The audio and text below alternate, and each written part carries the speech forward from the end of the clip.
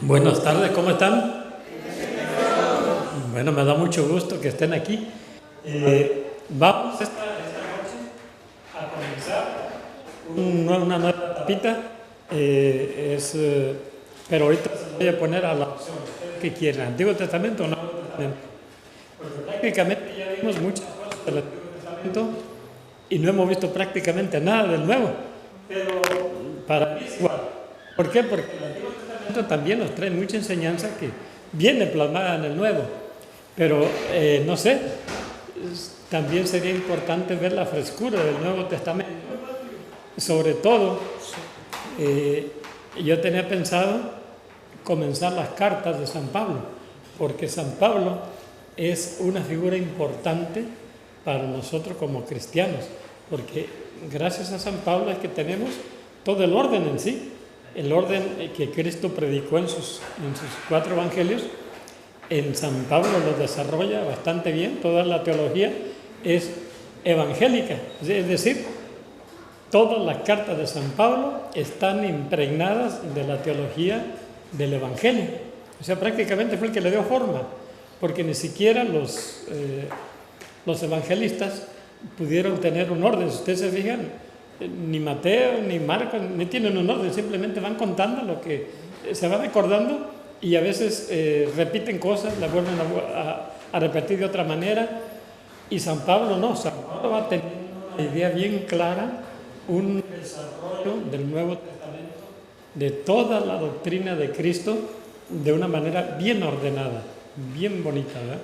Bueno, pero vamos primero a pedirle el auxilio del Espíritu Santo y piensen y que Él nos ilumine también para poder tener una buena decisión y comenzar esta nueva etapa buscando, y ya sea en el Antiguo o en el Nuevo, donde sea, pero es palabra de Dios de todas maneras, ¿verdad? Bueno, gracias Padre Santísimo por este lugar. Gracias por tu presencia entre nosotros. Gracias por poner en los corazones de tantos hermanos nuestros esa necesidad de conocer más de tu palabra, de buscar de tu evangelio, de fortalecerse con esa fuerza resucitadora del Espíritu Santo. Espíritu Santo de la gloria, envía un rayo de tu luz para que ilumine todos aquellos rincones oscuros de nuestra alma, de nuestro corazón, de nuestra mente, para que se nos aclare y podamos comprender un poquito más esa profundidad de tu santa palabra. Gracias, Señor. Bendito seas por siempre. Padre nuestro que estás en el cielo, santificado sea tu nombre. Venga a nosotros tu reino. Hágase tu voluntad en la tierra como en el cielo. Danos hoy nuestro pan de cada día.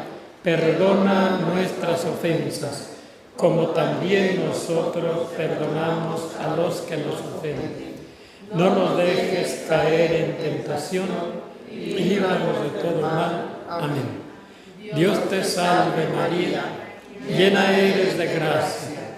El Señor es contigo. Bendita eres entre todas las mujeres y bendito sea el fruto de tu vientre Jesús. Santa María, Madre de Dios, ruega por nosotros los pecadores, ahora y en la hora de nuestra muerte. Amén. Y que nos bendiga el Padre, el Hijo y el Espíritu Santo. Amén. Sagrada Familia, ruega por nosotros y por la paz del mundo entero. Amén. Bueno, pues aunque no estamos en la pastoral, pero casi todos somos de la pastoral. Y yo quiero felicitarlos por este retiro que tuvimos el sábado, que fue precioso, fue bonito, pienso yo que llenó nuestro espíritu, nuestro corazón. Y pues gracias por darse la oportunidad, ¿verdad?, de estar ahí, y pues ahí estamos. Bueno, pues vamos a comenzar. A ver, ¿ustedes qué dicen? Primero vamos a poner a votación. Le seguimos en el Antiguo Testamento, seguía con el libro de los Jueces, o con el Nuevo Testamento, sería comenzamos con la primera carta, con Romanos, aunque está primero Hechos de los Apóstoles, pero vamos a saltarnos y ver las cartas porque las...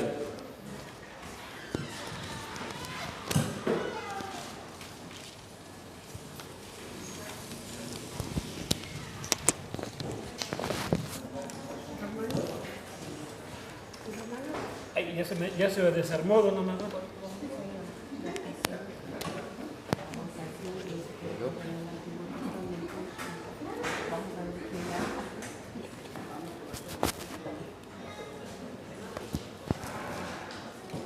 Ahí está. Bueno, entonces vamos a ver Romanos o Jueces. Ustedes dicen. Romanos. Romanos. ¿Quién más? Romanos. A ver, levanten la mano todos los de los romanos. Bueno, a ver, ahora Jueces. Ni modo, regalaron los romanos. Pero no se preocupen. No se preocupen, que terminando la carta volvemos a Jueces. Porque es importante ir conociendo tanto el Antiguo Testamento como el Nuevo. Y el problema es de que si nos enfrascamos solamente en el Antiguo Testamento, créanme que vamos a durar mínimo un año o dos en el Antiguo Testamento. Entonces nunca vamos a ver el Nuevo. Entonces yo creo que podemos ir alternando, ¿verdad? Comenzamos con el Nuevo y regresamos al Antiguo, y otra vez para el Nuevo y otra vez al Antiguo. La idea es ir conociendo la Biblia bien, tanto en el Antiguo Testamento como en el Nuevo. Bueno, entonces vamos a ver lo siguiente. Romanos. Vamos a comenzar viendo un poquito de la historia para que comprendamos en sí la carta a los romanos, porque esa carta a los romanos no es la primera que escribe San Pablo. La escribió por allá por el año 56 después de Cristo, es decir, estamos hablando de 20 y tantos años después de la muerte de nuestro Señor Jesucristo y su resurrección. Entonces, la historia que se movía en Roma es importante que la conozcamos, porque si no, entonces no vamos a conocer o a comprender muchas cosas de las que San Pablo habla en su carta. La historia nos enfoca o nos pone en un punto donde nos va a dar claridad de ideas, por qué San Pablo dijo esto y no dijo esto otro, por qué se escribió de esta manera y no de esta otra. Esa es la idea, que vayamos entendiendo más a profundidad, ¿verdad?, lo que es la historia, y así la carta la vamos a comprender mejor. Bueno, si fuéramos caminando por las calles de Roma en el tiempo de San Pablo, ¿qué descubriríamos en esas calles? Primero, mucha depravación, muchos centros que les llamaban comederos, pero en realidad no eran comederos, eran centros de depravación, de recreación, pero depravada. Si vamos allí a Romanos 2 nos vamos a dar cuenta, pero lo importante es esto. Había muchos lugares en donde la gente tenía distracción. ¿Por qué? Porque Roma era el centro de todo el imperio romano. Entonces tenía muchas naciones trabajando para el bienestar de Roma. Roma tenía dinero al por mayor y tenían algo que era importante, era la ayuda social que tenía el imperio romano para todos sus ciudadanos. Es decir, era como aquí en Estados Unidos, ¿verdad?, el social, tienes que tenerlo para que te jubiles. Pero allá estaban jubilados desde que nacían.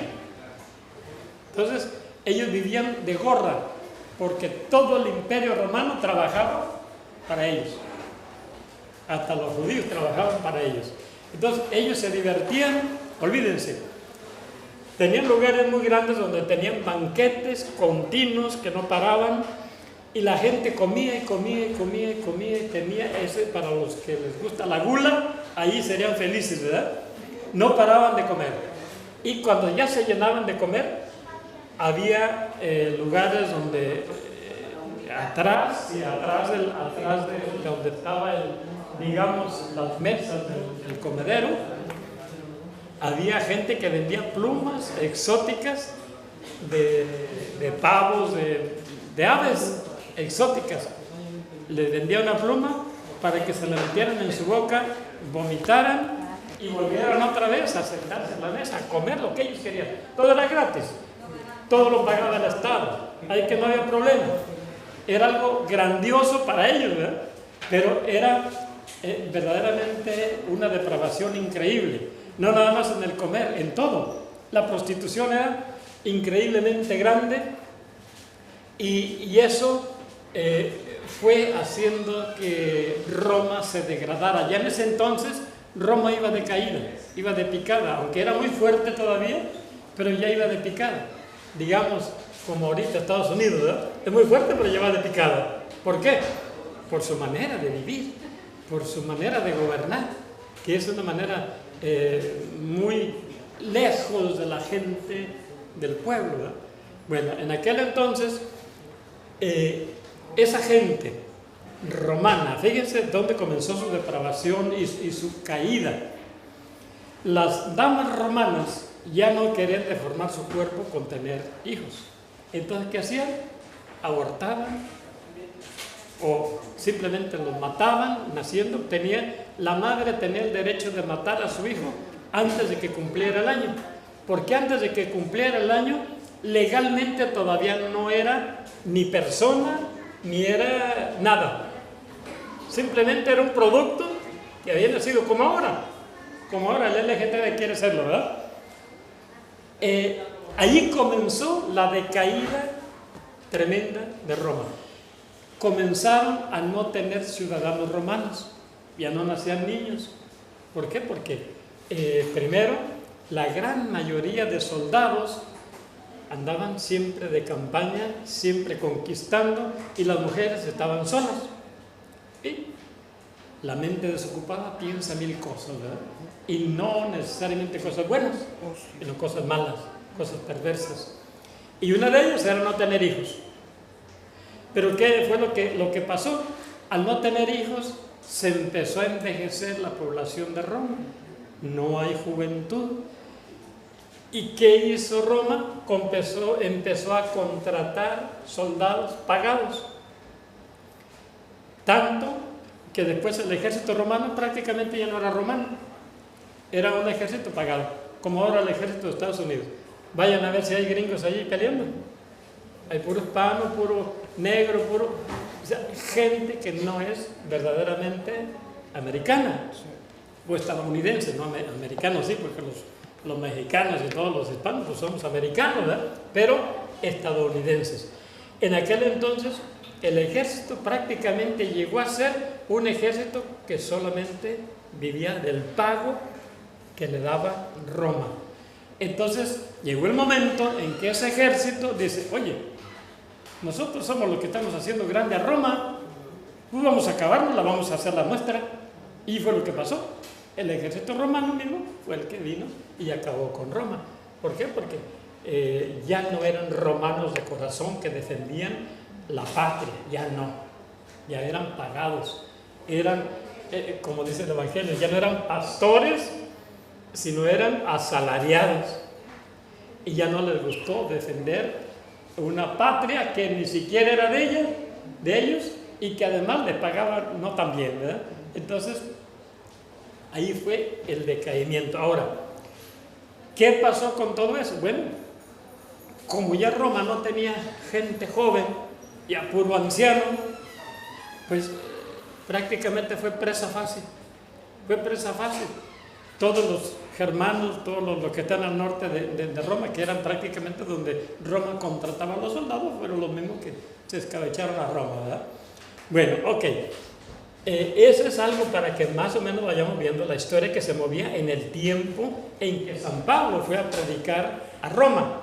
Ahora, ustedes iban por la calle y en las esquinas veían unas ánforas así grandotas, ya fuera de granito o de mármol o de piedra. ¿Y para qué creen que eran de esas jarrones que estaban en cada esquina de las calles de Roma? ¿Para qué se imaginan ustedes? ¿No? Sí, agua, pero agua de riñón. ¿Saben para qué era? Para que los hombres orinaran allí y guardar el orín, porque lo utilizaban para hacer jabón y lavar la ropa y para hacer pasta de dientes rudimentaria de aquel entonces. Para eso se utilizaba, porque la amonia del orín pues es muy fuerte, entonces para eso utilizaban la orina y la guardaban ahí. En cada esquina había un lugar donde los varones iban y orinaban y iban a recolectar la orina todos los días para hacer eso. Lo mismo, había postes grandes y esos postes eran para alumbrar Roma. ¿Y saben cómo alumbraban Roma en las noches? Matando cristianos, los colgaban ahí arriba, los llenaban de brea, de chapopote, les prendían fuego y ahí estaban, quemándose toda la noche, alumbrando la calle de Roma. Para los romanos eran escenas ordinarias de todos los días, no les importaba que la gente, eran sanguinarios. Es más, tenían el Coliseo, que en ese entonces estaba terminando, porque el Coliseo data de esa fecha. Estaba terminándose ese Coliseo, en el cual cabían 70,000 gentes. Imagínense, un estadio de ese tamaño en aquel entonces era grande. Y ellos se divertían echando, sobre todo cristianos, o gente que era ladrona, gente que lo apresaban y lo ponían a luchar contra los leones para divertirse, o contra los toros, y así se divertían. Y una vez que ya los mataban los toros, bueno, pues se lo llevaban a colgar en un poste y a quemarlo para que alumbrara Roma de noche. Había muchas cosas en ese entonces. Ahora, ¿qué hablaban? ¿Qué idioma hablaba Roma? Ellos hablaban el latín. El latín en aquel entonces, ¿verdad? El latín. Pero tenían costumbres en la cultura que era griega. Aunque ellos hablaban el latín, sus enseñanzas eran griegas. De hecho, los romanos fueron los que prácticamente comenzaron a tener universidades para poder dar la escuela, porque la gente no sabía leer, no sabían escribir. Todo el mundo era analfabeta. Es más, dicen que hasta Constantino el Grande firmaba con la huella, porque no sabía leer. El emperador más grande no sabía leer. Así era toda la gente. Ahora, ¿qué hacían los cristianos para poder, cuando llegaban a las plazas? Porque ellos llegaban a las plazas, la gente que andaba huyendo, porque todo el cristiano andaba huyendo de las autoridades romanas. Entonces no podían decir yo soy cristiano, porque entonces era decir aquí estoy mal, era sentencia de muerte. Entonces ellos llegaban a una plaza y se sentaban y escribían en el suelo esto. Eso era lo que hacían. Y ahí estaban, espere y espere. Y cuando alguien pasaba por ahí y veía eso, y entonces si se acercaba y decía esto, dice, eres de los míos. Este era un pez. El pez era la característica del cristiano, el signo del cristiano. Y entonces, cuando ya completaban esto, el que ya sabía se lo llevaba a donde se reunían los cristianos para el culto, para la misa, para la enseñanza. El que no sabía, que apenas acababa de llegar, el que ya sabía se lo llevaba a donde se reunían las comunidades cristianas. Pero todo era en secreto, porque si ellos se daban a conocer públicamente, eran asesinados, eran matados. Echaron a los leones, a los toros, para que los mataran, ¿verdad? Entonces, de esa forma. Ahora, había otra cosa, eso ya es después de San Pablo. Ellos marcaban en el piso una cosa así. ¿Y qué era esto? Era el lugar donde San Pablo se había parado a predicar. Él se paraba a predicar, entonces allí hacía un círculo, aquí como Pablo, predicando. Eso era lo que significaba. No sabían leer. Entonces tenían que tener algún símbolo, algún signo que pudieran entender y comprender. Y de esa manera decir, uy, este es el camino que recorrió San Pablo. Aquí estuvo predicando. San Pablo dice que era una persona chiquititita, físicamente, pero era grande en palabra, era imponente en su palabra. Es más, búsquenme Romanos, creo que es en el 10, no, 2 Corintios 10, 2 Corintios 10.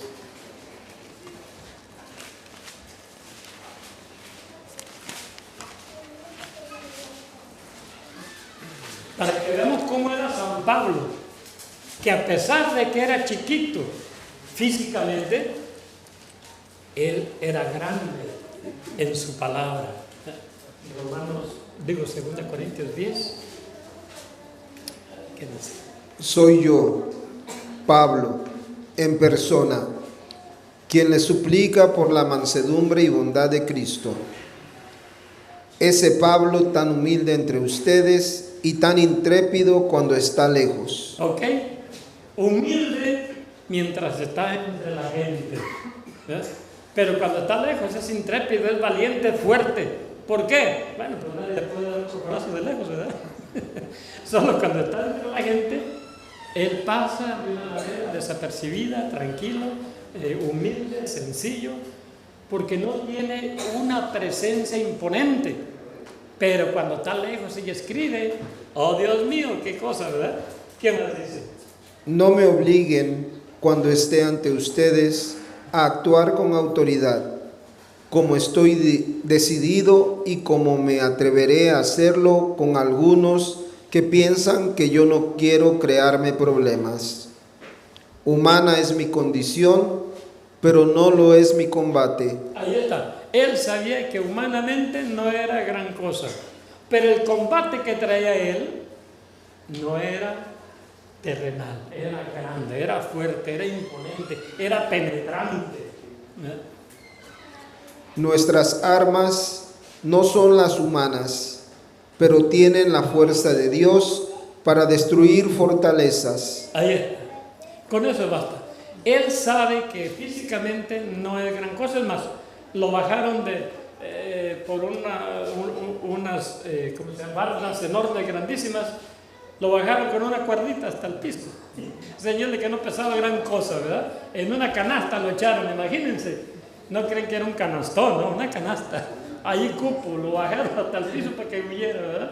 Entonces era chiquito, pero era grande en su manera de ser, ¿verdad? Ahora, ¿qué significa Saulo? O Pablo, perdón, tiene dos nombres, ¿verdad? Entre los hebreos se llamaba Saulo. Saulo significa escogido o llamado. Vamos a ponerlo llamado. Esto era entre los hebreos. Pero entre los griegos y los romanos era Pablo. Y Pablo es otra cosa, es hombre pequeño.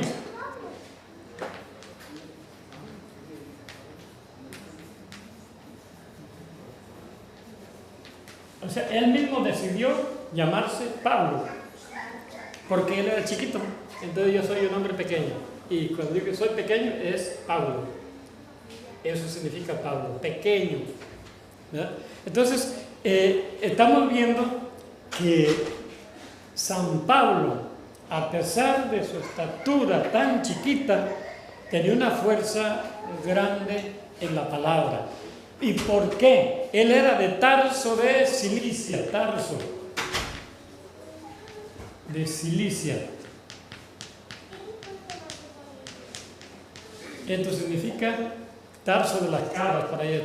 Cilicia significa piel de cabra. De hecho, creo que allá es donde hacen las mejores prendas de vestir de piel.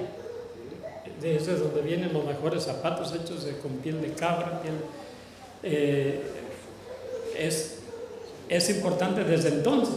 Entonces se llama Tarso de Cilicia, es decir, de la piel de cabra, por allá donde era la comunidad piel de cabra.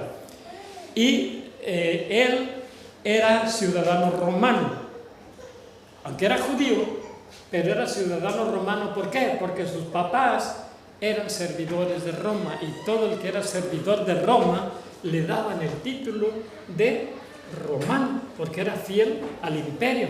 Entonces, él era ciudadano romano y ciudadano judío. Era como nosotros los mexicanos, que si queremos tener la doble ciudadanía, la tenemos. Nadie nos obliga a renunciar a nuestra ciudadanía mexicana. Entonces podemos tener la ciudadanía mexicana y la estadounidense. Lo mismo era con Pablo. Él tenía la ciudadanía romana y la ciudadanía judía. Ahora, él era sumamente inteligente. Él era, había un señor en el Antiguo Testamento, que era como 100 años antes de Jesucristo, y había un señor, un maestro de la ley que se llamaba Hilel. Era lo máximo. Él era el jefe del Sanedrín y fue papá de un señor que se llamaba, no me acuerdo cómo se llamaba, pero ese señor tuvo un hijo que se llamaba Gamaliel. Y Gamaliel heredó la destreza de Hilel, del abuelo. Era sumamente inteligente, era el maestro más prominente, y fue el más grande de todos los maestros de Israel. Hasta la fecha no ha habido uno que sea como Gamaliel. Y San Pablo fue discípulo de Gamaliel. Lo podemos ver en Filipenses, por ahí está. Discípulo de Gamaliel, el maestro más grande de todo Israel, el más grande que ha tenido Israel hasta la fecha, el más grande. Entonces, San Pablo era el discípulo más brillante que tuvo Gamaliel. Y de hecho, se sabía la ley de memoria, de la A a la Z, porque él era fariseo en 7º grado. Es como decir ahora, no sé, ustedes han oído hablar de los karatecas, que el máximo llega al 7º grado, el 7º dan, ya no hay más. Ese es el máximo, lo perfecto, el 7. Y San Pablo era fariseo en 7º grado, y también era hebreo de hebreos. De eso dice Filipenses, hebreo porque era de raza hebrea, era hebreo, pero además era hebreo de hebreos. ¿Y qué significa esto? Porque hay muchos que eran hebreos, pero ya no hablaban ni hebreo. Y ustedes se fijan, ya en el 250 antes de Jesucristo, tuvieron que traducir las escrituras del hebreo al griego, porque el habla de aquel entonces era griega, y la gran mayoría de los judíos hablaban el griego. En tiempo de Jesucristo ya se hablaba el griego. Eran obligados a hablar latín y griego. Todos entendían lo que era griego y lo que era latín. Entonces San Pablo sabía, él no sabía nada más griego y hebreo y latín, él sabía 19 idiomas.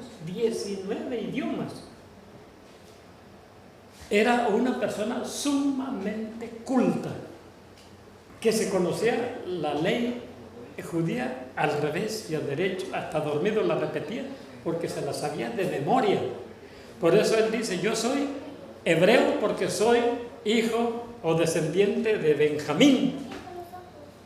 Hebreo, pero además habla hebreo, Yo soy hebreo de hebreos. Y si algo tengo que presumir, yo les gano porque yo me sé la ley y soy fanático de la ley porque yo tengo un celo increíble por defender la ley. Y de verdad que sí, porque él encabezaba muchas expediciones que el sumo sacerdote encomendaba para perseguir a los cristianos, eran encabezadas por San Pablo. El primer mártir que tenemos, San Esteban, ¿quién encabezó la persecución? San Pablo. San Pablo. Él no lo apedreó, pero sí su pelotón que llevaba. Él fue el que lo mató a San Esteban. Entonces, era celoso del cumplimiento de la ley judía. Este es más o menos un marco histórico para que entendamos lo que viene a ser la carta a los romanos. Ahora, ¿por qué San Pablo escribe carta a los romanos que ni siquiera había estado nunca en Roma? La escribe por una sola razón. Él quería ir a predicar a España. Y para llegar a España, forzosamente tenía que pasar por Roma. Porque todos los caminos conducían a Roma, todos. Y de Roma se iba a cualquier parte del mundo. Y de cualquier parte del mundo se llegaba a Roma por los caminos. Entonces, San Pablo, sabiendo que tenía que ir a Roma, desde Corinto, escribe la carta a los romanos. Y les dice, quiero ir a España, pero ustedes me van a ayudar económicamente porque yo tengo de aquí a Roma, pero de Roma para allá no tengo nada, así que me van a ayudar. Y por eso les escribe esta carta. Ahora, al mismo tiempo de que escribe la carta pidiendo la ayuda para que lo habiliten para llegar a España, él les da una teología increíble, una enseñanza increíble en esta carta a los romanos. Y la primera enseñanza que él les da se divide de 7 maneras, o 7 mensajes, o no sé cómo decirlo, aunque no lo especifica San Pablo, este mensaje es esto y este es otro, pero podemos descubrir en la carta 7 maneras de enseñar. Primero, la condenación. ¿Qué se imaginan ustedes que significa eso? El mensaje de condenación que les manda a los romanos. ¿Qué se imaginan ustedes? De hecho, lo plasma hasta en Efesios, ¿verdad? Nosotros sin Cristo estábamos muertos, estábamos condenados a la nada, no tenemos ni Dios ni nada. Significa eso, que sin Cristo estamos condenados. Estamos condenados sin Cristo. Entonces allí comienza él a dar su enseñanza. Si de verdad tú te quieres salvar, porque en aquel entonces creían en dioses, pero eran dioses mortales. El César era un dios, pero un dios que se iba a morir. Entonces no había resurrección para nadie. Así lo creían. Entonces San Pablo dice, ustedes no están llamados a condenarse, es decir, a morir y desaparecer. Ustedes están llamados a vivir más allá. Entonces comenzó él a hablar de la condenación. Y solamente Cristo lo puede salvar de la condenación. Y luego comienza otra enseñanza. Estamos condenados todos si no creemos en Cristo. Y viene el mensaje de la redención. Este mensaje de la redención es solo Cristo nos puede liberar. Solo Él nos puede liberar. Nadie más. Él es el único que puede arrancar o quitarnos las cadenas de la muerte y de la condenación. No hay más. Solo Cristo. ¿Por qué? Porque Él vino desde el cielo a esta tierra a morir por ti y por mí. En el lugar tuyo, Él murió. Esto no lo entendían los romanos, ni lo entendía nadie, porque no había nada que les pudiera decir. Toda la filosofía que tenían los romanos y los griegos, no había este tipo de cosas. Él llegó con un mensaje nuevo y entonces dice, solo Cristo te libera, te redime, te deja libre. Pero hay otra enseñanza que es la enseñanza de la justificación. ¿Y qué significa esto de la justificación? ¿Qué se imaginan ustedes? ¿Qué será la justificación? Justificarse. ¿La qué? Justificarse mal. Más o menos. Significa que Cristo toma tu lugar.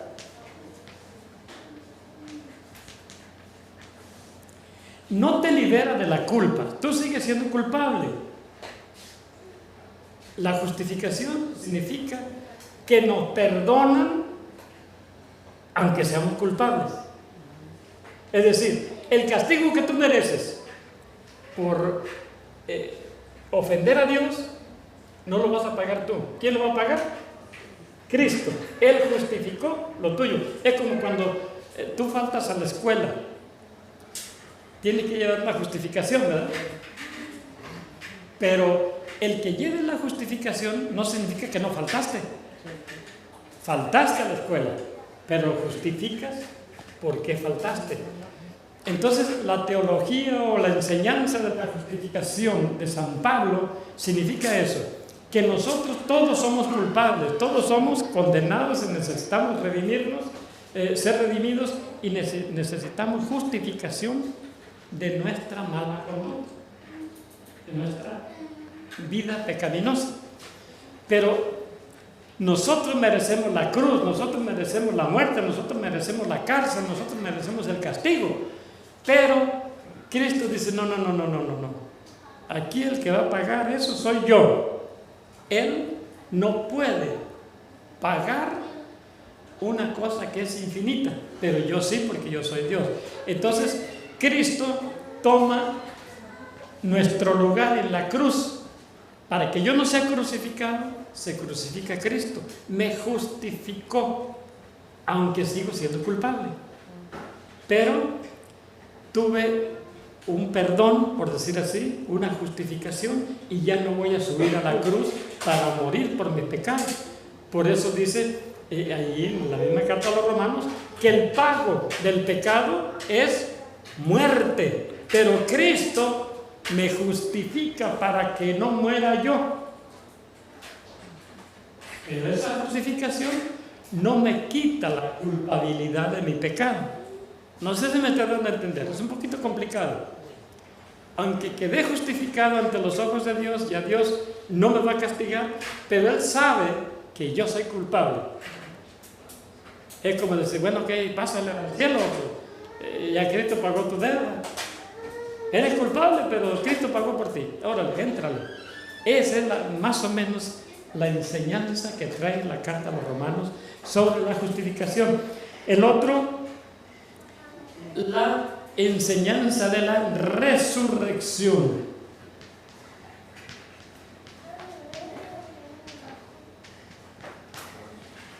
Todo esto es lo que nosotros vamos a ver en la carta a los romanos.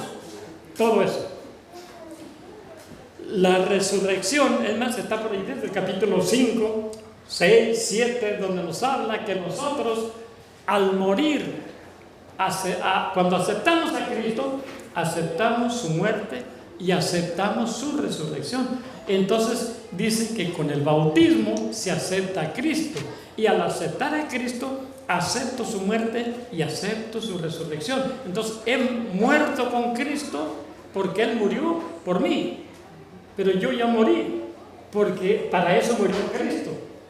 Y morí yo juntamente con Él, pero voy a resucitar juntamente con Él porque Cristo resucitó. Entonces esta resurrección era un mensaje totalmente nuevo para los romanos. Ellos no entendían eso. Resucitar, ¿qué es eso? ¿De dónde? cómo volver a la vida. Fue un mensaje totalmente nuevo. Entonces esa resurrección nosotros ya la tenemos con nuestro bautismo. Morimos al mismo tiempo al pecado y renacemos a la nueva vida, a la vida cristiana. La otra enseñanza que trae es la santificación. Esto tampoco lo entendían los romanos. ¿Qué es eso de santificar?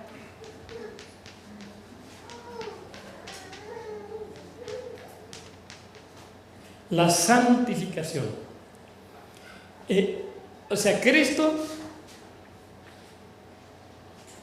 nos libera para que ya no estemos condenados, nos redime, nos justifica, nos resucita y nos santifica. Esa santificación es el trabajo de toda una vida. Eso es lo que San Pablo en sí enseña en su carta, que nosotros a través de la resurrección, cuando nos bautizamos, no es que ya resucitamos por completo, sino que ahí comienza nuestra resurrección y va caminando. Es un acontecimiento progresivo en la vida. En cuanto más nos acercamos a Dios y conocemos de su palabra, más resurrección vamos adquiriendo. O sea, vamos resucitando cada vez más, es decir, logrando la eternidad. No es que ya me bautizaron y ya estoy resucitado, ¿verdad? No, allí comienza. Es como el matrimonio. Ya dijo sí, se lo bendijeron en el altar, dice ya me fui casado. No, allí comenzó tu matrimonio. Tú lo tienes que cultivar, trabajar a lo largo de la vida. Es exactamente igual aquí. La santificación es el trabajo de tu resurrección y de tu justificación, de tu redención fuera de la condenación. Es decir, es un trabajo que tú tienes que hacer en toda tu vida para lograr al final de tus días una resurrección plena. ¿Ok? No sé si me estoy dando a entender. Son conceptos un poquito difíciles para nosotros. Imagínense para los romanos cómo han de haber sido. ¿Quién nunca habían oído hablar de eso? Y llega San Pablo con estas novedades. Usted está loco, ¿verdad? Bueno, y luego viene otra enseñanza que es la consagración.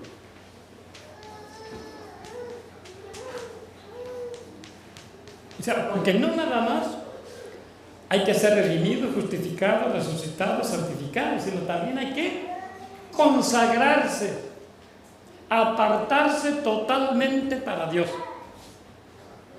Todo cristiano tiene que apartarse totalmente del mundo que lo condenaba para lograr esa consagración a Dios. Es decir, ser un instrumento de salvación. Y aquí empieza San Pablo a poner dificultades para el cristiano, ¿verdad? No creas que nada más porque crees en Dios ya te salvaste. No todo el que me diga Señor, Señor entrará en el reino de los cielos, sino aquel que cumpla la voluntad de mi Padre. Es decir, aquel que logre no nada más la santificación, sino una consagración. Es algo más profundo todavía que la simple santificación. Es apartarse totalmente del mundo y dedicarse 100% a las cosas de Dios. ¿Para qué utilizamos el altar? ¿El altar es santificado? Sí, pero además es consagrado. ¿Utilizamos el altar para cualquier otra cosa? No, solo para las cosas de Dios. Así nosotros tenemos que ser como cristianos, consagrados, solo dedicarnos a las cosas de Dios. San Pablo era duro. Tenía una visión increíble de lo que viene siendo el mensaje de Cristo. ¿A qué vino Cristo? A salvar al mundo entero, pero tiene que pasar por un proceso. Si no, no hay tal salvación. Que precisamente es lo que andamos buscando, ¿eh? El último.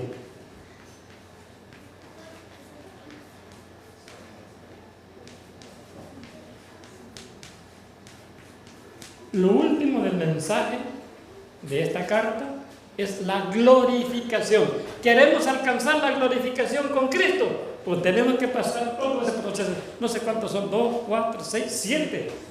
7 escalones que tenemos que subir para poder lograr el objetivo que Cristo quiere para nosotros, que es la salvación.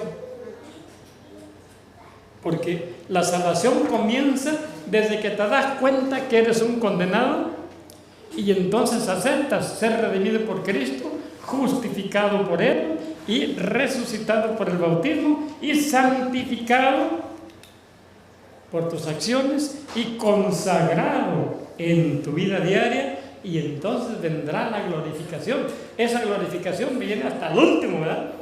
Cuando ya colgamos los guantes, y ahí es donde viene la glorificación, no es antes, ¿verdad? Y entonces allí estamos hablando, cuando viene la glorificación, todo esto es el proceso de salvación.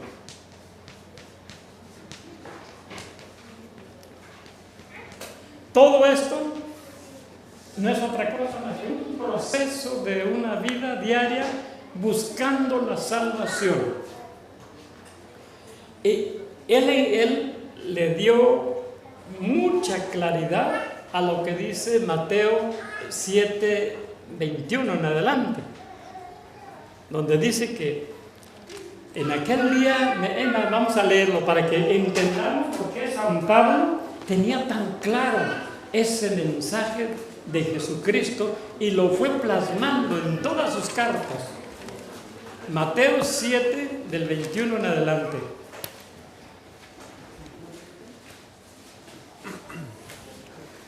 No bastará con decirme, Señor, Señor, para entrar en el reino de los cielos. Ahí está, no basta. Yo acepto a mi Señor Jesucristo como mi Salvador. Eso no basta. Eso no basta. Cualquiera lo hace. ¿Ustedes creen que el demonio no sabe que Jesús es su Señor? Sí. ¿Y está salvado? No. Entonces no basta tener fe y creer en Cristo o en Dios. No basta. Ese es el primer paso. ¿Qué más dice? Más bien entrará el que hace la voluntad de mi Padre del cielo. Ahí está. ¿Cuál es la voluntad del Padre? Que nosotros nos arranquemos del mundo, ¿verdad?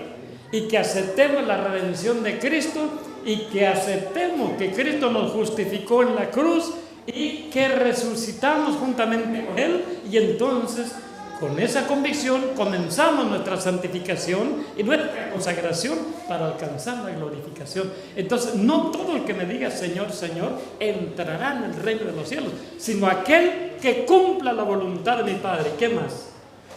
Aquel día muchos me dirán, Señor, Señor, hemos hablado en tu nombre y en tu nombre hemos expulsado demonios. Uy, salud, esta gente trabajaba, ¿verdad? Trabajaba en tu nombre, hasta hemos expulsado demonios. O sea, era gente. Fíjense, aquí entran, San Pablo va a hablar. ¿Le puedo hablar esto? ¿Sí? Híjole, aquí hay algo bien grande, Dios mío. En 1 Corintios 12 hay una cosa, es dones y carismas.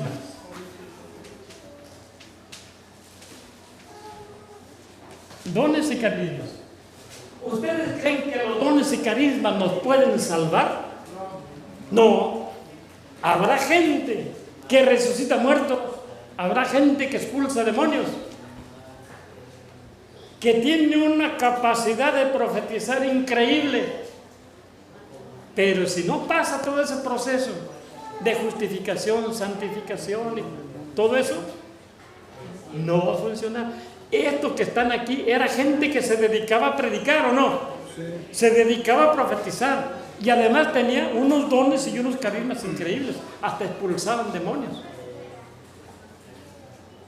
Los carismas son dones que Dios nos da para ponerlos al servicio de los demás. No es que el don a mí me va a salvar. No, Señor. Eso no es lo que me salva. Yo soy capaz de hacer la oración aquí a Francisco, no hombre, y todas las enfermedades que trae quedan sanas. Es un gran don, ¿verdad? ¿Y eso a mí me salva? No, porque el que está haciendo el trabajo no soy yo. ¿Quién es? Cristo. Entonces, esos andaban de presumidos, ¿verdad? Predicamos en tu nombre, te dimos a conocer, expulsamos demonios, hicimos milagros. ¿Y eso que tiene? No lo hiciste tú, lo hice yo. Pero luego viene la clave aquí viene la clave. Entonces yo les diré claramente, nunca les conocí. Salud. Aléjense de mí, ustedes que hacen el mal. Salud. Esa gente predicaba, esa gente hacía milagros, expulsaba demonios. Uno puede decir, ya está salvo, es un santo. Pues no, porque dice Jesucristo, eran hacedores de maldad, aprovechaban los dones y carismas para su propio provecho y presumían de que eran buenos expulsando demonios y haciendo milagros. Pues no eran ellos, era Cristo el que hacía eso, porque Cristo cumple sus promesas. Él dice, aquel que vaya en mi nombre podrá echar fuera demonios, hasta tomará veneno y no le pasará nada. Tantas cosas, ¿verdad? Pero eso no quiere decir que ya está salvo el que hace eso, no, porque los dones y los carismas son al servicio de la comunidad y para que tú veas la obra de Dios y entonces sencillamente y humildemente digas, Señor, gracias por utilizarme como el instrumento tuyo para traer tus gracias y bendiciones a tus hermanos. Eso es lo que debemos de hacer. Ustedes no se fijan cuando llegan aquí a predicar. No, hombre, yo era un borracho, un mujeriego, un drogadicto. Pero cuando Dios me tocó, yo llegué con mano de tal, le impuse la mano, se sanó. ¿Qué está haciendo? Un chamuco predicando. Es la verdad. Un presumido y grosero y soberbio. Es ahí. Mateo 7:21 en adelante. Nosotros tenemos que seguir el proceso de esos, ¿cuántos eran? 7 pasos, 8 pasos. 7 pasos. Para poder decir al final, gracias Señor, por tu gran amor y misericordia. Bueno, vamos a pararle ahí. Yo quisiera seguir más adelante, pero vamos a ver cómo les está cayendo esta carta a los romanos. Sí. Yo tengo una pregunta justo de uno de los pasos que usted puso ahí, de la consagración. ¿Es lo mismo consagrarse a Dios que consagrarse a la Virgen? No, no es lo mismo. Consagrarse a Dios, es decir, Él es el Dios omnipotente, mi creador, mi salvador, mi redentor, mi todo. Yo me estoy consagrando a Él. Y consagrarse a la Virgen es fantástico, pero no es la misma cosa. Cuando yo me consagro a la Virgen, simplemente es decir, Señora, soy tu servidor, manda lo que tú quieras, aunque ella va a decir al final, hagan lo que diga Él. Entonces, está bien, hay que consagrarse a María, pero lo mejor es la consagración teológica que nos manda la Santa Escritura. Conságrate a Dios. Listo. A ver, voy para allá. Okay. ¿Por qué cada que termina la misa siempre nos consagramos ante la Virgen y no ante Dios? No importa. Ya fuimos consagrados ante Dios con nuestra comunión. Pero Dios supuestamente es celoso, que dice, no pongas nadie adelante de mí. No, ahí no estamos poniendo a María delante. O así lo entiendes, ¿verdad? Así yo lo entiendo. Okay. No es poner, cuando yo me consagro a María o cualquier otro santo o santa, no quiere decir que yo me voy a poner delante de Dios. No, lo que estoy haciendo es diciendo que yo estoy comprometido en imitar las características de vida que tuvo ese santo o nuestra Madre María. Eso es todo. Y por ejemplo, nosotros no podemos por decir así, comprometer a vivir la vida que tuvo San Juan Pablo II. Y no lo estoy poniendo delante de Dios, sino sabemos que San Juan Pablo fue santo, más bien se le reconoció santo, es santo, y entonces la Iglesia lo reconoce porque la vida que llevó fue prácticamente impecable. No que haya sido impecable, pero sino que fue sumisa al corazón de Dios. Entonces, cuando nos consagramos o a un santo, o una santa, o a nuestra Madre María, no estamos poniendo ni a la Virgen María ni a ese santo delante de Dios y desplazando a Dios. No, simplemente, es decir, yo soy admirador de San Pablo que vivió, Dios mío, un evangelio al 100%. Yo lo voy a imitar. Y si él pudo agradar a Dios viviendo de esa manera, pues yo voy a imitarlo, ¿verdad? Para ser también agradable a Dios.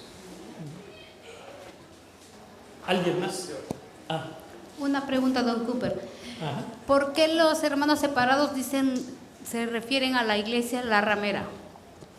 Porque eso viene en Apocalipsis 13 y 17, donde habla que la gran ramera está sentada sobre muchas aguas, y muchas aguas son pueblos, muchos pueblos, y como la gran ramera está en Roma, dicen que el Vaticano pues, es la gran ramera, pero en realidad no es así, porque en el capítulo 17 habla de que la gran ramera no es una persona, ni es una religión, ni una institución, es el Imperio Romano, y que está sentado sobre 7 colinas, porque así está fundada Roma.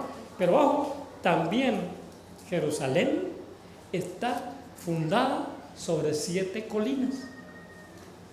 Y Apocalipsis dice que allí, donde murió el Señor de los cristianos, esa es la gran ramera también. Entonces la gran ramera no es nada más Roma, sino también Jerusalén terrenal.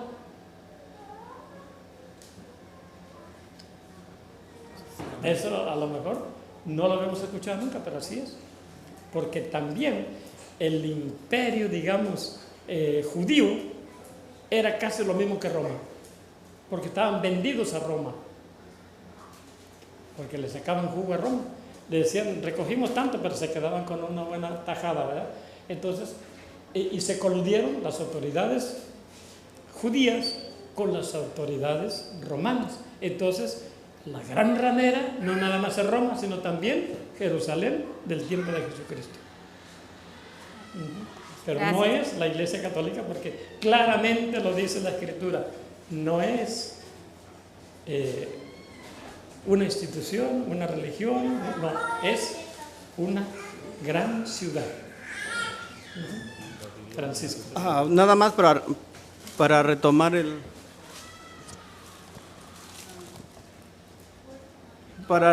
el tema de María. Según las Escrituras, María no le estorba a Jesús. Claro que no. Porque cuando los Reyes Magos acudieron cuando nació en Belén Jesucristo, todos los regalos que se los dieron a la mamá. Claro. Entonces, lo que nos enseña la Iglesia Católica, lo que nos está escrito dentro de la Biblia, pues que María no estorba en el lugar del Hijo. O sea, es el Hijo y la Madre están unidos. Por supuesto. Y búscame, por favor, Francisco, Apocalipsis 12, del 16 en adelante, para que entendamos que María, en realidad, es una gran aliada en la redención de Cristo. Apocalipsis 12, del 16 en adelante. Ay, perdón.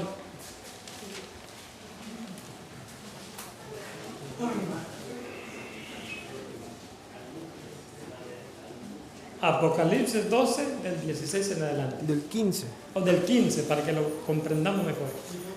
Entonces la serpiente vomitó de su boca como un río de agua detrás de la mujer para que la arrastrara. Ok, primero, la serpiente, es decir, Satanás, vomitó un río de agua de su boca. ¿Y qué es ese río de agua? Para nosotros, ¿qué es el agua? El Vida. Espíritu Santo, ¿eh? Vida. El Espíritu Santo es el agua viva. Y entonces el diablo vomitó como un río, no dice un río de agua, dice como un río de agua. O sea, quiso engañar a la humanidad, que también él era grande para salvar a la humanidad, pero no, dice, vomitó como un río de agua para que arrastrara. Vamos a escucharlo. Pero la tierra vino en ayuda de la mujer. Ahí está. ¿Quién es la tierra? En ayuda de la mujer. ¿Quién es la tierra? Nosotros. Nosotros somos la tierra. Venimos en ayuda de la mujer. Es decir, la tierra se estuvo sacrificando para que la mujer no fuera alcanzada por el diablo. ¿Cuántos mártires hubo que murieron defendiendo la palabra de María? Porque ¿quién es la palabra de María? Cristo. Cristo es la palabra de Dios. Y esa palabra de Dios se encarnó en María. Y la tierra, ¿quién es la tierra? Hasta el propio cuerpo de Jesucristo era la tierra. ¿Por qué? Porque ¿murió o no murió Cristo en el cuerpo? Sí. Sí. Entonces esa tierra también entró en defensa de María, para que el diablo no la alcance a tocar, porque la pervertiría. ¿Qué más? Abrió la tierra su boca y se tragó el río que el dragón había vomitado. Ahí está. ¿Cuál tierra se abrió? El costado de Cristo Jesús se abrió y tragó la muerte, la desapareció. ¿Qué más? Entonces el dragón se enfureció contra la mujer y se fue a hacer la guerra al resto de sus Ay, hijos. salud.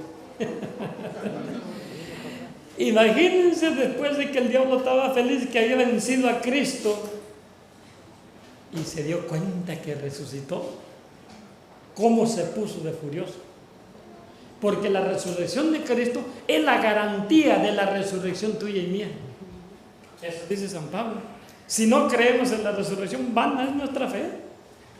Entonces la resurrección de Cristo le enfureció tanto al diablo, y que nosotros entregáramos la sangre defendiendo la palabra de Cristo, eso le enfureció tremendamente. Y entonces dice, se fue a perseguir al resto de sus hijos. ¿Y quiénes son los hijos de la mujer? Los hijos de María. ¿Quiénes son? Nosotros, los que obedecen la palabra, es decir, los consagrados. ¿A quién? A María. Porque consagrándose a María te consagras a Dios. Esa es la cadenita. No hay que ser tan inteligentes.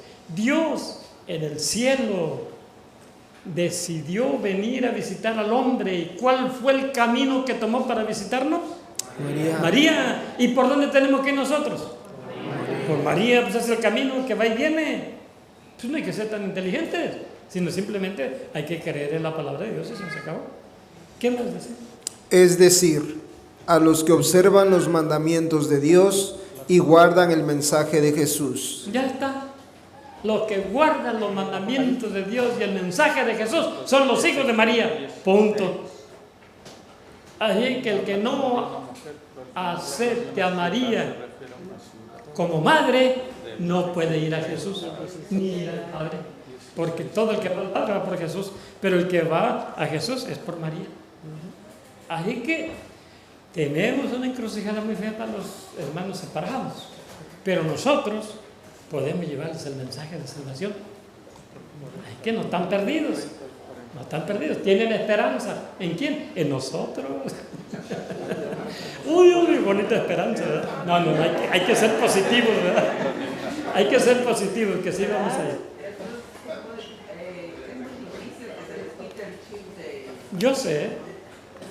Yo sé que es difícil que se les quite el chip que les han metido en su cabeza, ¿verdad? Pero la verdad puede contra todo. Dice Isaías que la palabra de Dios es como una espada. Lo mismo dice Hebreos, ¿verdad? Es como una espada que rompe, o como un martillo que rompe la piedra. Así que por muy duros que sean los hermanos separados, nosotros tenemos la oportunidad de predicarles. Y esa palabra, aunque de momento no la acepten, después va haciendo mella. Y llegará el momento en que, aunque sean los últimos minutos de su vida, van a tener que aceptar la palabra verdadera. ¿Alguna otra pregunta? ¿Duda? A ver, vamos para allá. Está apagado, aquí está. ¿Quién es? Oh, ya está, allá está. Don Cooper, no sé si tenga tiempo, pero es Está apagado relacionado el micrófono. en el 13, En el 13. lo que sigue. Dice, entonces vi una bestia que sube del mar. Bueno, hay que ver todo Ajá. el contexto. Es que hay dos bestias. Una de la tierra, que surge de la tierra, y otra que surge del mar. del mar. ¿Ya? Pero dice que, Emma, no sé cuál es la que tiene cuernos como... Eva, léanlo por favor para poder explicar lo que es una bestia y otra, porque son dos bestias. Entonces vi una bestia que sube del mar. Tiene 7 cabezas y 10 cuernos. Ok, ese se está refiriendo a Satanás. Ese es Satanás, la bestia, ¿verdad? ¿Y qué más dice? Con 10 coronas en los cuernos y en las cabezas un título que ofende a Dios. Sí, esa bestia es Satanás, con 7 cabezas y 10 cuernos. 7 cabezas son precisamente los 7 mandamientos de la Santa Madre Iglesia. Y los 10 cuernos son los 10 mandamientos. Es decir, tiene inteligencia para engañarnos con los mandamientos de Dios y los mandamientos de la Iglesia. No nada más con los de Dios, sino también con los de la Iglesia. Tiene coronas, dice 10 cuernos, 10 coronas, ¿verdad? ¿Por qué? Bueno, ¿qué es lo contrario de un mandamiento? La desobediencia a ese mandamiento. Y esa desobediencia significa que nosotros le estamos poniendo una corona al diablo cuando desobedecemos en un mandamiento. Por ejemplo, dice, amarás al Señor tu Dios sobre todas las cosas. Y nosotros, en vez de amar a Dios, amamos más nuestro trabajo, nuestras cosas, nuestro placer, nuestra diversión. ¿Qué estamos haciendo? Coronando al diablo en una de sus cabezas. Por eso dice, con 7 cabezas y 10 cuernos. 10 cuernos. ¿Qué más? Bueno, pero dice que hay otra bestia, ¿verdad? Que surge de la tierra. Versículo 11. En el versículo 11, a ver, léeme por favor en el versículo 11. Vi luego otra bestia que surgía de la tierra y tenía 2 cuernos de cordero, pero hablaba como un dragón. Y ahí está. ¿Ese quién es? ¿Quién se imaginan ustedes que es? Bueno, el falso profeta, pero es el gobierno civil. El gobierno civil. ¿Por qué? Porque surge de la tierra, ¿verdad? ¿Y quién es la tierra? Pues el ser humano, el hombre, ¿verdad? Surge de la tierra y tiene imitando al cordero, ¿verdad? Tiene 2 cuernos como de cordero, está tratando de imitar al cordero de Dios, pero no es. Es decir, el falso gobierno, el falso profeta también, ahí cabe. Y ese falso profeta o falso gobierno es, más adelante lo voy a decir, que la bestia grande le da el poder a esa bestia. Entonces, ¿quién le da el poder a los gobiernos terrenales? El diablo, Satanás. Entonces, no nos confundamos con tanta bestia que hay por ahí, ¿verdad? Bueno, ok. ¿Algo más? ¿Alguien más? Toño, acá.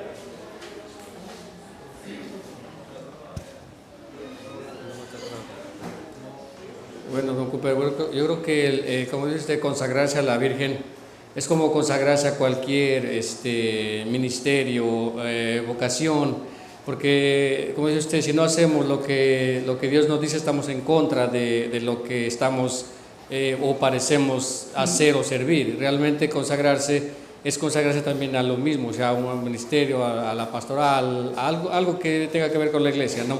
Con la dedicación o con el compromiso que hace uno. Si vas a hacer un compromiso con María y no te asemejas a ella, pues ¿de qué sirve que te consagres ¿De qué sirve? a Sí. ella? Exacto, así es como el que trae el escapulario, ¿verdad? Ese símbolo indica que tú estás comprometido a vivir la vida de ese santo o de la Virgen, ¿verdad? Nosotros, cuando traemos el logotipo de la pastoral, significa que vamos a conducirnos como la pastoral nos ha enseñado. Entonces, en cierta forma, estamos consagrados a ese ministerio. ¿Por qué? Porque a través de ese ministerio podemos encontrar la perfección con Cristo. Entonces, eso significa la consagración, ¿verdad? Que voy a estar entregado en cuerpo y alma a lo que Dios me manda a través de este instrumento, de este otro, de aquel otro, ¿verdad? Porque nosotros somos humanos y necesitamos apoyos humanos también, ¿verdad?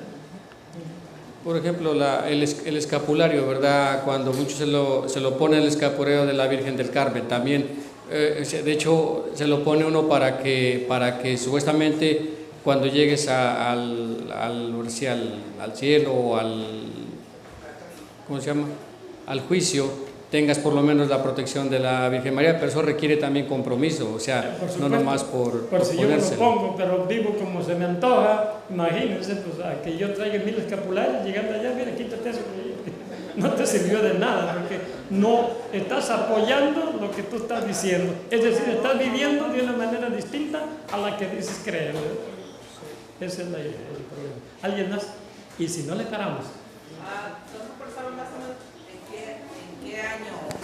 en qué año fue que San Pablo llegó a Roma? Que estaba pasando, como dice, el declive de los romanos. Sí, San Pablo quiso llegar desde el año 56, 57, pero no pudo porque lo apresaron. Llegó hasta como el 60, 62. Y duró todavía 2 años, 3 años allí, y le dieron cuello. Le pasaron la espada. Sí, más o menos. Bueno, eso ya lo vamos a ir viendo un poquito más adelante, porque San Pablo, antes de Romanos, escribe muchas otras cartas, ¿verdad? Y escribe, ya cuando está preso en Roma, escribe varias cartas, que se le llaman las cartas de la cautividad, y pues esas son las que están llenas de mucha teología, de mucha teología. Las de Romanos están llenas de muchas cosas, ¿cómo les diré? Legales, porque él habla de la ley, porque ya en aquel entonces el Senado romano ya existía, la democracia en Roma ya existía, la democracia y la ley, todo existía, y tenían conceptos muy grandes. Es más,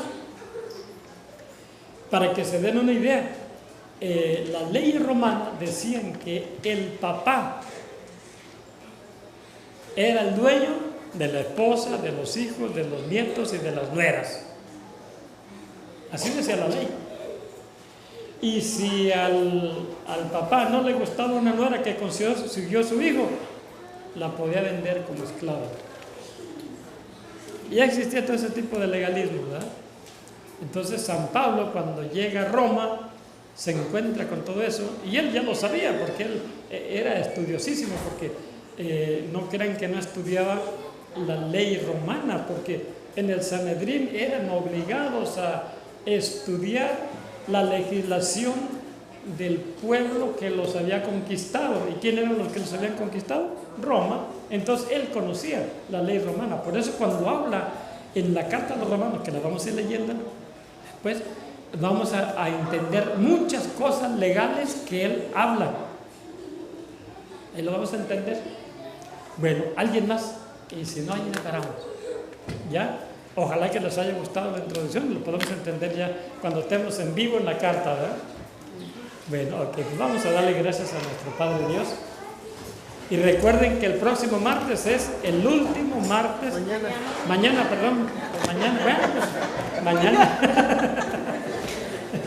mañana tenemos nuestra reunión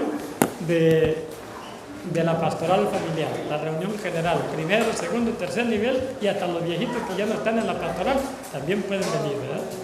Y los que no han entrado también pueden venir para que inviten, ¿verdad? Bueno, ok. Gracias, Padre Santísimo, por este día, por tu enseñanza. Te pedimos que nos ayude, que nos dé la capacidad de comprensión, de entendimiento y la sencillez para entender que hay muchas más cosas que no conocemos ni podemos entender, pero que si tú las has dicho, Señor, nosotros creemos porque creemos en ti. Gracias, Padre Santísimo. Padre nuestro que estás en el cielo, santificado sea tu nombre. Venga a nosotros tu reino. Hágase tu voluntad en la tierra como en el cielo. Danos hoy nuestro pan de cada día. Perdona nuestras ofensas, como también nosotros perdonamos a los que nos ofenden. No nos dejes caer en tentación y líbranos de todo mal. Amén. Dios te salve María, llena eres de gracia. El Señor es contigo. Bendita eres entre todas las mujeres y bendito sea el fruto de tu vientre, Jesús. Santa María, Madre de Dios, ruega por nosotros los pecadores, ahora y en la hora de nuestra muerte. Amén. Y que nos bendiga el Padre, el Hijo y el Espíritu Santo. Amén. Sagrada Familia, ruega por nosotros y por la paz del mundo entero. Amén. Bien, que Dios los bendiga y pues nos vemos el próximo lunes, primero Dios. A lo mejor ya para el otro lunes estamos en el gym, a lo mejor, si no está caliente, ¿verdad?